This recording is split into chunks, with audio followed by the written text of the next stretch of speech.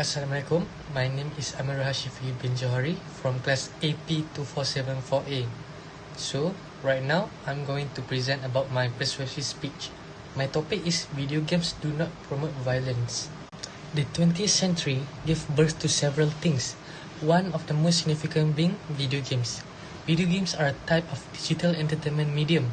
Violence is a very popular motif in video games. Except for a few exceptions, such as video games, violence is generally frowned upon in our society. This helps to understand why some individuals are opposed to video games. Some individuals feel that video games make youngsters more aggressive. They normally do not allow their children to play video games because they feel it wrong. Parents that do not want their children to play video games or restrict them from playing video games are good, but thinking that video games cause violence is a problem since they will generally disseminate their belief to others. It is a common misunderstanding that video games cause violence when, in fact, they minimize violence, serve as means of helping people, and have nothing to do with whether or not someone would commit a crime. Because of evidence that has been collected and distributed, there is a widespread misunderstanding that video games induce violence. Many individuals feel that video games generate violence, and it is not completely responsibility. Some games, such as Grand Theft Auto, might be considered ethically incorrect. These games allows the others to perform a variety of crimes for pleasure or for profit. People have questioned the morality of games with this level of violence contained inside them. The presence of violence behavior in games does not imply that these are the cause of violence behavior in individuals.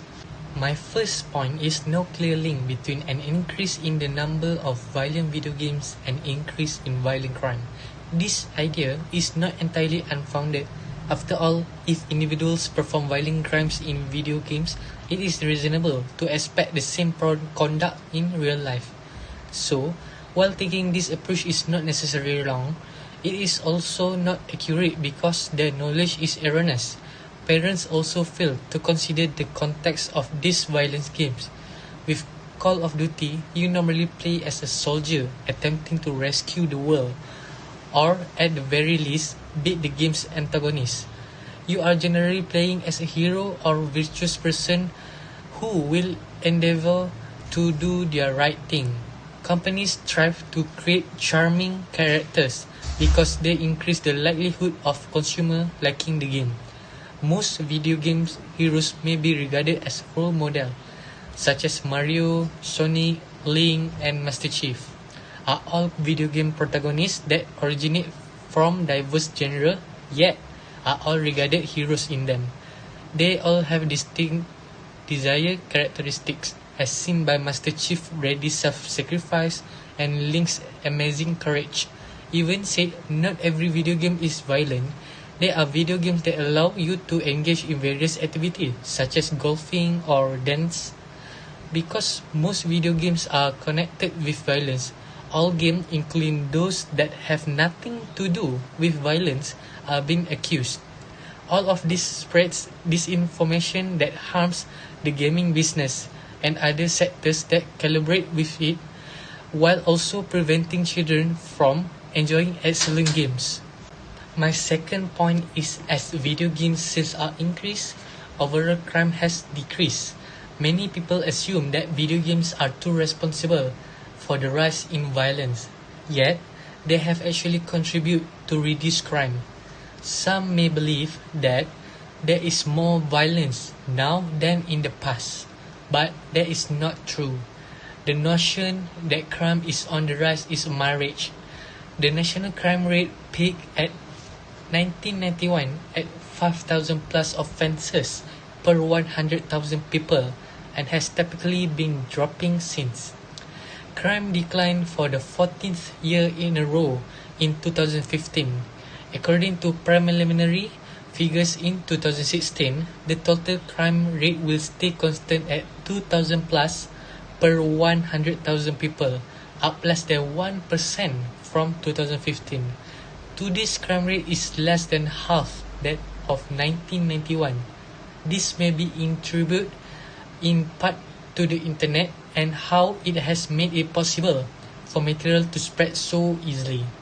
When something truly terrible occurs, the media will notice and report it. So, it might be another explanation for this misunderstanding, but it is only an illusion.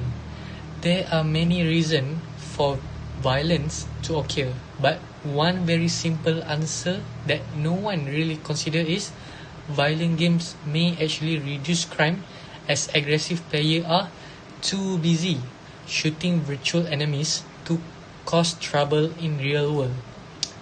Expert claim. This is something I don't see brought up in most discussion about video games violence, but it is true.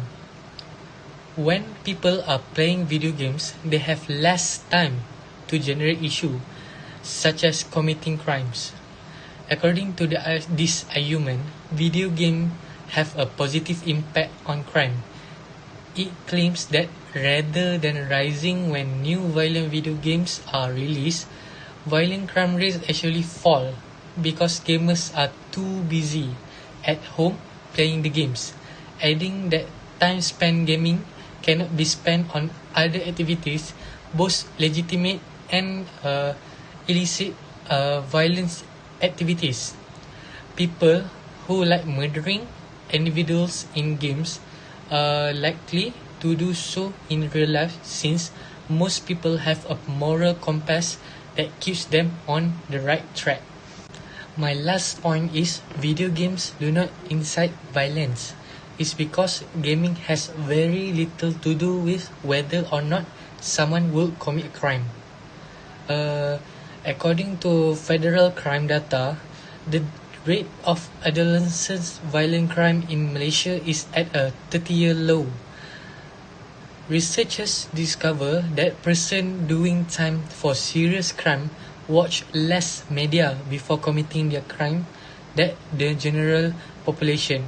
When someone is planning to commit a crime, it makes logical for that person to consume less media. Most criminals prepare ahead of time because committing a crime which causes them to use less media, since they do not want to risk going to jail if they make a mistake.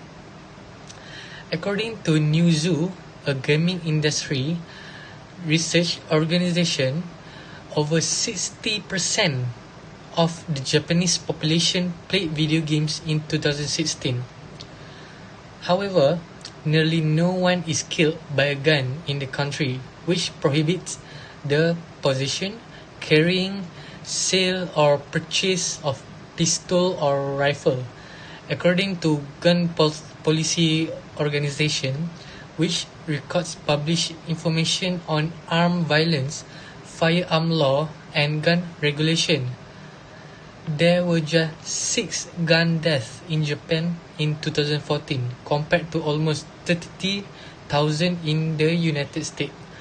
First-person shooters are one of the most prominent gaming genre out there, and there seems to be no correlation between people who play them and the gun crimes there are nowadays. It does not seem to matter whether someone plays a game and then decide to commit a crime or not. Most people are rational thinker and know what is right and what is wrong, which is why not everyone commits crimes.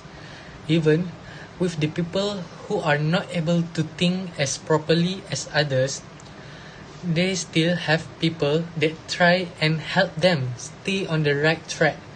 It more or so has to deal with people who are alone and are not able to keep themselves on the right path. So, my conclusion is, despite popular belief that video games make youngsters more aggressive and violent, they really assist to avoid it. Video games serve as many outlets for expressing rage and other emotion, because you are doing something that you ordinarily cannot accomplish in real life. Video games may be somewhat therapeutic in terms of stress relief. Even if it is not for the freedom that it provides in games, it might help someone to relieve tension doing something. Because of the various activities available in gaming, it does not even have to be someone venting and assisting with upsetting. So that's all from me. Thank you.